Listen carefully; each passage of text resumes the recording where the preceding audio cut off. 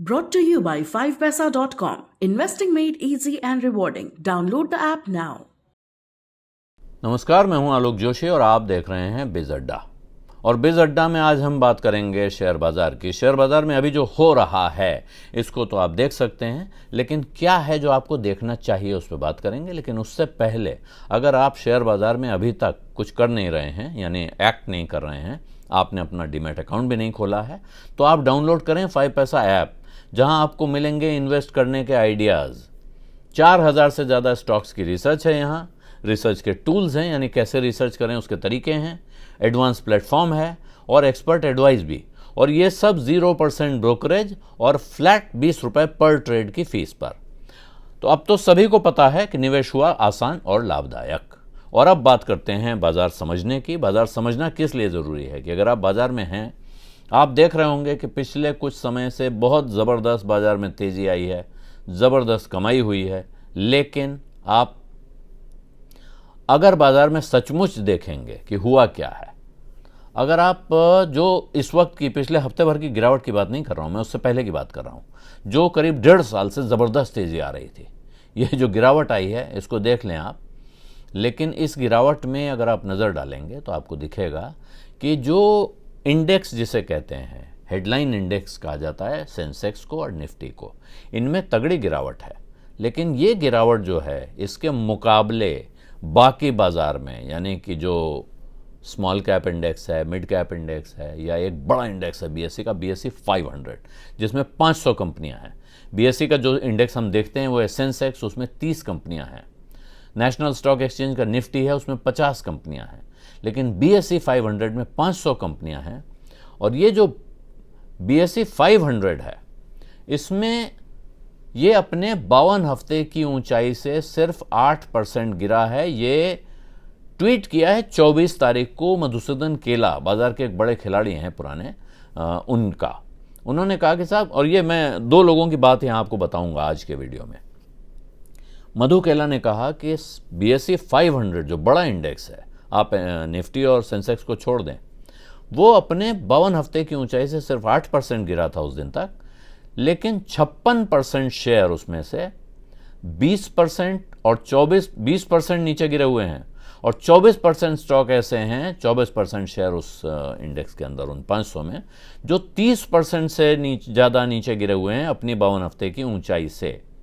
तो उनका कहना क्या है कि इसी तरह आप ख़ास तौर पे देखें तो जो हाल में बड़ी कंपनियां लिस्ट हुई हैं और जिनके साथ बड़ा हो हंगामा हल्ला हुआ, उनके शेयरों में सबसे तेज़ गिरावट दिखाई पड़ी है। और उस दिन तक का जो सबसे बड़ा किस्सा था वो था पेटीएम 197 कम्युनिकेशंस, उसमें 53% की गिरावट।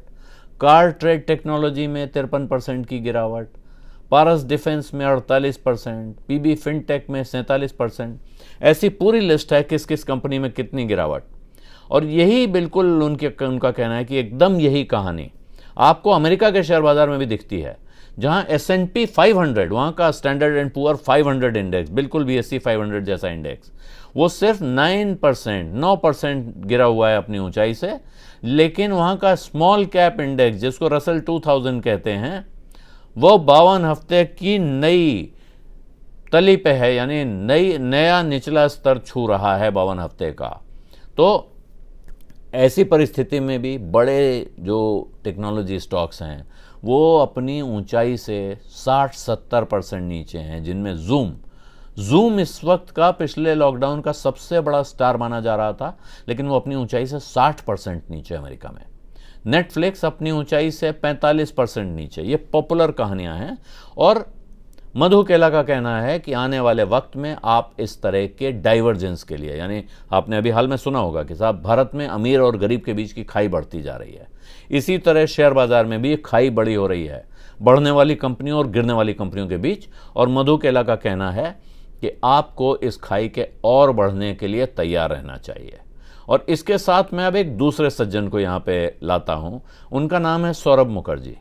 ये सौरभ मुखर्जी जो हैं मार्सेलस इन्वेस्टमेंट मैनेजर्स नाम की एक संस्था चलाते हैं, यानी पोर्टफोलियो मैनेजर हैं, मशहूर फंड मैनेजर रहे हैं। किताबें लिखते हैं मार्केट पर। और इनकी अच्छी बात यह है कि ये पोर्टफोलियो मैनेजमेंट करते हैं। पोर्टफोलियो मैनेजमेंट में 50 लाख रुपया लगता है कम से कम। आप कम से कम 50 लाख रुपया जमा करेंगे तब आप पीएमएस स्कीम में अपना पैसा डाल सकते हैं। सौरभ की अच्छी बात यह है कि वो किताबें लिखते हैं अपनी इन्वेस्टमेंट फिलॉसफी पे। आमतौर पे ये किताबें उन्हीं कंपनियों के बारे में बता रही होती हैं जिन कंपनियों में सौरभ ने पैसा डाला है। जाहिर है पहले वो पैसा लगा चुके हैं, उसके बाद वो किताब लाते हैं, तो ये उन्हीं कंपनियों की कहानियां हैं जिनमें उनका पैसा लग चुका है। आप इस किताब को पढ़ के उसमें पैसा लगाएंगे तो दाम बढ़ेगा, तो इसमें सौरभ को भी फायदा होगा। लेकिन सौरभ वो नहीं है जैसा अभी पेटीएम में हुआ कि पेटीएम में जिन लोगों ने पहले पैसा लगा रखा था उन्होंने अपने शेयर उस भाव पे बेच दिए 2150 रुपए पर, और आपने खरीद लिए और शेयर हो गया है 900 साढ़े 900 रुपए का। तो भारी नुकसान आपका और फायदा उनका जिन्होंने पहले पैसा लगा रखा था। सौरभ मुखर्जी लंबे समय के इन्वेस्टर हैं।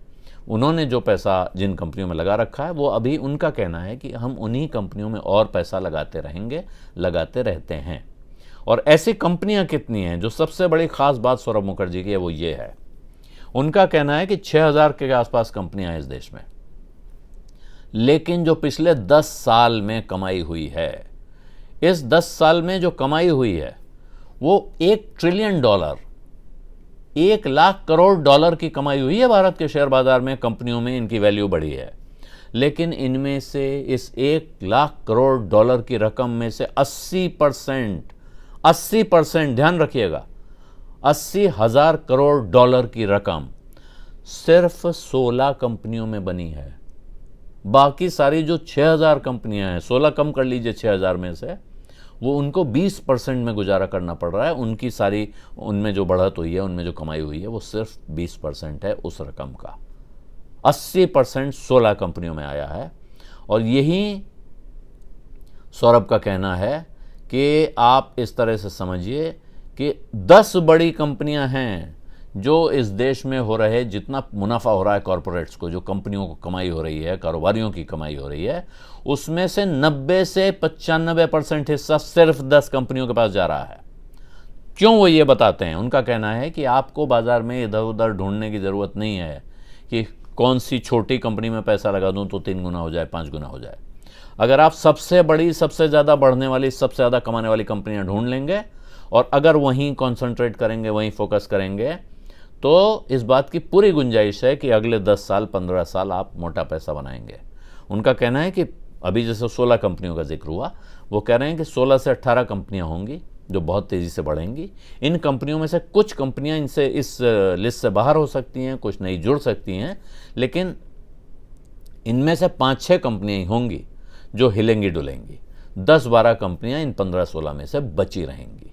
और अगर आपने सब में पैसा लगाया है तो इस बात की पूरी संभावना है कि आप इसी रफ्तार से अपने पैसे को बढ़ता हुआ देखेंगे। इसलिए बाजार में ज़रा सिर्फ उत्साह और पैसा काफ़ी नहीं है, थोड़ी नज़र भी चाहिए, धैर्य भी चाहिए, और उसके लिए ज़रूरी है कि आप सही लोगों की सलाह सुनें।